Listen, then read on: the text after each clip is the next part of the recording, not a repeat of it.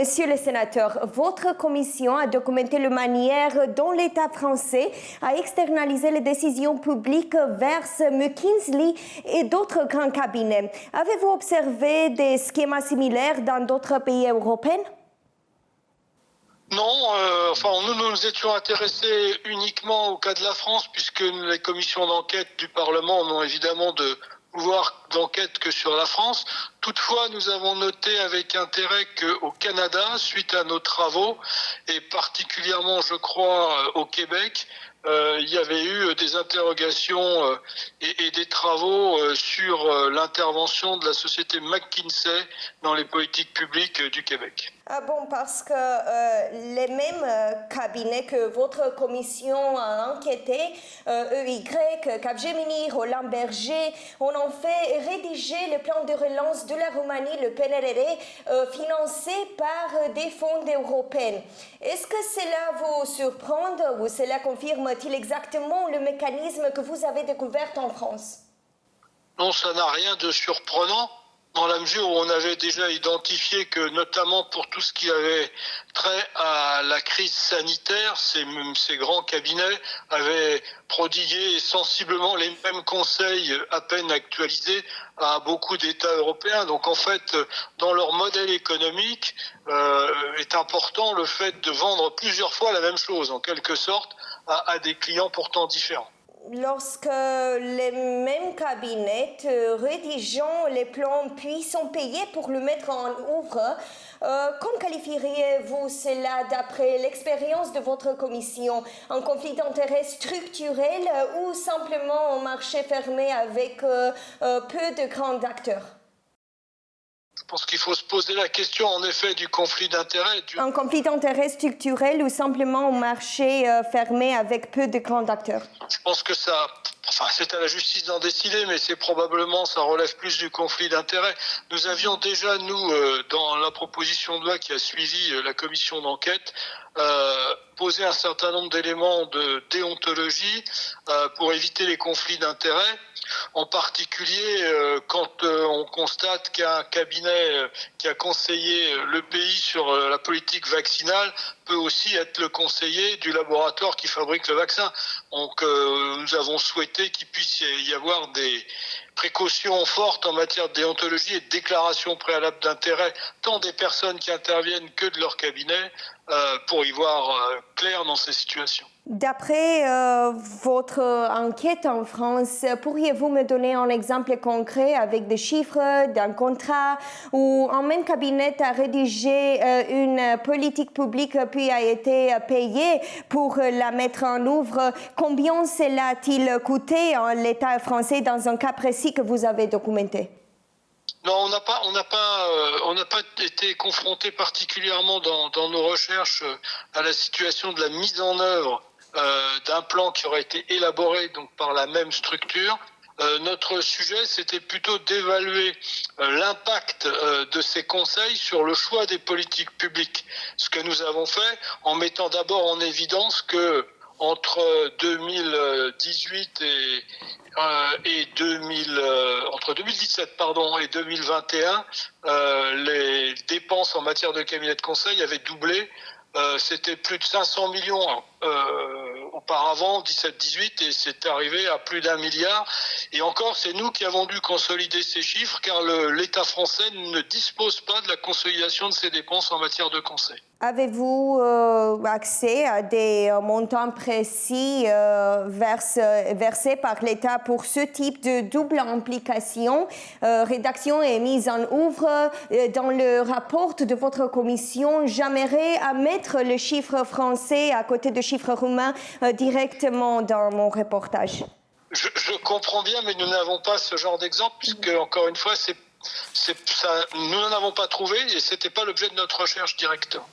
J'ai aussi un cas concret en Roumanie. Le ministre que dirige précisément l'institution chargée de gérer les fonds européens a fondé et dirigé la société de conseil qui reçoit aujourd'hui des contrats de son propre ministère.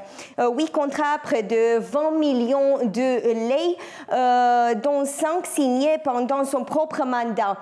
D'après l'expérience l'expérience de votre commission, avez-vous rencontré un cas aussi direct, un ministre que ce contact lui-même est non seulement de grands cabinets exactement exerçant une influence à distance? Non, nous n'avons pas de politique de niveau ministériel et même inférieur qui se soit trouvé dans cette situation. Ce que nous avons observé, en revanche, ce sont des allers-retours des hauts fonctionnaires, donc pas des élus, mais des fonctionnaires de l'État, entre la haute fonction publique et les cabinets de conseil.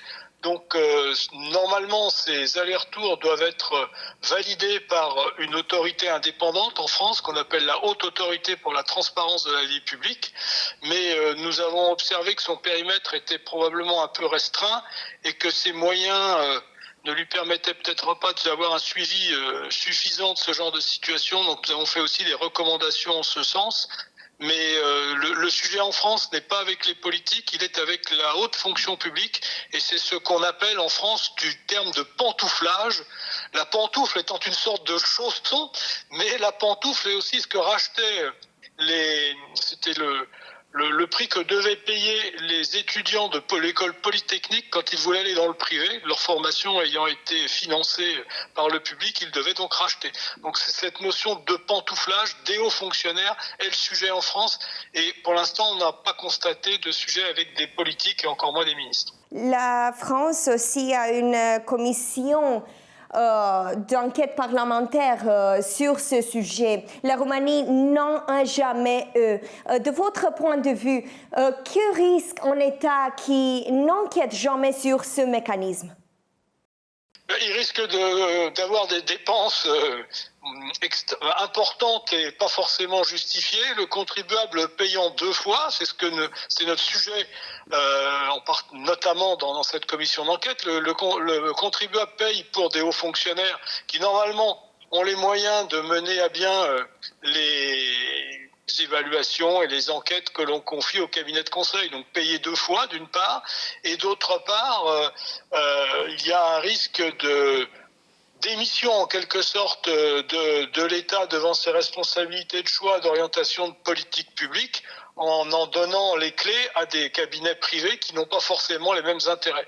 Donc c'est un sujet de première importance du point de vue démocratique. S'il existait une commission d'enquête européenne et non seulement nationale sur le rôle du cabinet de conseil dans la gestion de fonds européens, pensez-vous qu'elle découvrait quelque chose à une échelle bien plus grande que ce que vous avez trouvé en France? Écoutez, je ne sais pas. Ce qu'on peut dire, c'est que les mêmes causes produisant les mêmes effets, il n'est pas impossible, et il est même assez probable qu'on trouve des choses intéressantes. Cependant, il faut avoir conscience qu'en Europe, il y a deux modèles. Il y a le modèle français où la haute administration, normalement, est déterminante et doit fournir les services dont je vous disais qu'ils pouvaient être payés deux fois, notamment pour les cabinets de conseil privés. Et puis il y a un modèle anglo-saxon dans lequel l'administration est beaucoup moins importante et donc coûte moins cher aux contribuables. Et là, il est moins étonnant qu'il y ait recours à des cabinets de conseil privés. Ça, c'est pour la partie, si je puis dire, financière de ce que ça coûte aux contribuables. Après, sur la définition des politiques publiques, il n'en reste pas moins que ce qu'on attend dans le modèle français, c'est une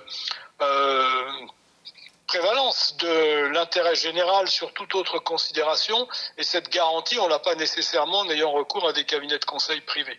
Moi, je serais aussi intéressé de savoir quel est l'impact de ces cabinets de conseil sur l'administration européenne, mais compris dans le sens Union européenne, pas pays par pays, parce que on sait que Bruxelles, c'est quand même le royaume des lobbies, et je pense que l'influence des cabinets de conseil ne doit pas y être négligeable. Ça mériterait d'être éclairci comme nous l'avons fait en France.